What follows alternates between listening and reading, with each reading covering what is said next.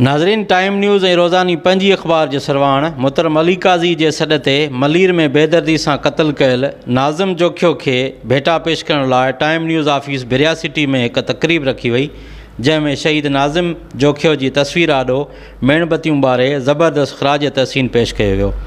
उन मौक़े ते प्रोग्राम में शरीक माण्हुनि टाइम न्यूज़ सां ॻाल्हाईंदे चयो त साईं जसुलाणी अली काज़ी साहब जेको हुननि ट्रिब्यूट पेश कयो आहे शहीद सिंध खे, ऐं नाज़िम जोखियो जो क़त्लु इंसानियत जो क़त्लु, हिकिड़ो नेचर सां प्यारु कंदड़, पखियुनि सां प्यारु कंदड़, पंहिंजी धरती सां प्यारु कंदड़, जानवरनि सां प्यारु कंदड़ माण्हूअ जो, ऐं हींअर खां न पर 2016 खां वठी इन सरदारी निज़ाम जे ख़िलाफ़ु, इन अरब शिकारियुनि जे ख़िलाफ़ु इहो हिते विड़े पियो ऐं उन पोस्टूं शेयर कयूं आहिनि। हुनखे हिकिड़ो बेरहमाने तरीक़े सां हुनखे क़त्लु कयो आहे, जेको लिंग कांडारींदड़ जेको आहे सो वाक़ियो आहे, ऐं सॼी सिंध, सॼी दुनिया जो अमुन पसंदि इंसानियत परस्त माण्हू उन ते सोगवार आहे।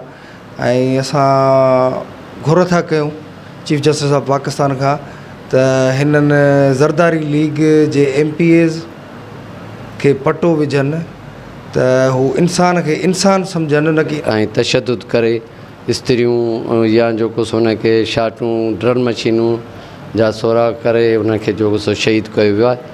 असीं इन जेको सो अमल जो पुरज़म जो सो मज़मत था कयूं ऐं असीं वारसनि सां इंशा अल्लाह ताला हर महाज़ ते गॾु हूंदासीं ऐं सिंध जा माण्हू को बि जेकी बि तंज़ीम जो को बि को एहतजाज जो ऐलान कंदी, को बि जेको सो कंदी, असीं इंशा अल्लाह ताला उन्हनि सां गॾु आहियूं। ऐं हिन मिटीअ मां पैदा थियल जेके असांजा सरदारनि, ख़ाननि, नवाबनि, छो जो लफ़्ज़ सरदार, ख़ान, नवाब असांजी मिटीअ सां वाबस्ता ई कोन्हे। शहीद नाज़िम जोखियो असांजे धरतीअ जे माहौल जो बि मुहाफ़िज़ हो, रुगो नियाणियुनि जो मुहाफ़िज़ कोन हो। माहौल जंहिं धरतीअ जो क़ौम जो माहौल ख़राबु थींदो आहे, उन्हनि जी टोटल सोर्सिस ऑफ इनकम ख़तमु थी वेंदा आहिनि। असां वटि जेके साइबेरिया खां पखी वेचारा अचनि था, हिते असांखे शुंहं बख़्शनि था, हिते लवनि था, लातियूं कनि था, वरी वापसि मोटी था वञनि। उहो रुगो ईअं कोन त पखी थो मारिजे, हिते न सॼो माहौल ख़राबु थी थो वञे। नाज़िम जोखिया जेके बचड़ा आहिनि, 4 बेगुनाह 4 रोअनि बि था, चीखूं बि था कनि। असांजा सिंध जा जेके वज़ीर आहिनि, असांजा जेके सिंध जा वज़ीर आला आहिनि, वज़ीर आज़म आहिनि, वॾे वॾे उहिदनि ते आहिनि, हुननि खे ॾिसी को बि अहिड़ो एक्शन नथा वठनि। अहिड़ा नौजवान जेकॾहिं शहीद कया वेंदा त पोइ सिंध जा नौजवान कीअं अॻिते कमु करे सघंदा। नाज़िम जोखिया जहिड़ा अलाए केतिरा जेके आहिनि पसे पर्दा जेके उहे शहीद थी विया, जिन में नियाणियूं बि शामिलु हुयूं, नौजवान बि शामिलु हुआ जेके जिदोजहद कंदा हुआ, जिन जी असां ख़ासि करे मीडिया जी उन्हनि खे उहा शइ न मिली।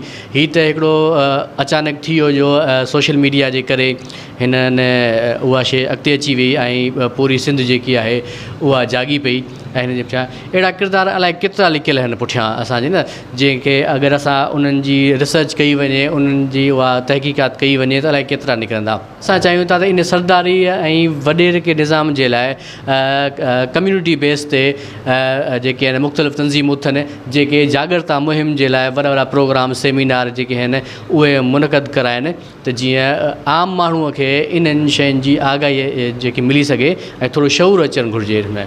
जी तव्हां आयल माण्हुनि जा वीचार ॿुधा। हिननि जो चवणु आहे त शहीद नाज़िम जोखियो जे वाक़े जी JIT जोड़े हुन जे क़ातिलनि खे सख़्तु सज़ा ॾिनी वञे ऐं गॾोगॾु शहीद नाज़िम जोखियो जे क़ातिल अवेस गोराम जी मेंबरशिप मुअतल कई वञे ऐं वारसनि खे तहफ़ुज़ फ़राहम कयो वञे। कैमरामैन यूसुफ सुमरो सां गॾु आफ़ताब कीरियो, टाइम न्यूज़ बिरिया सिटी।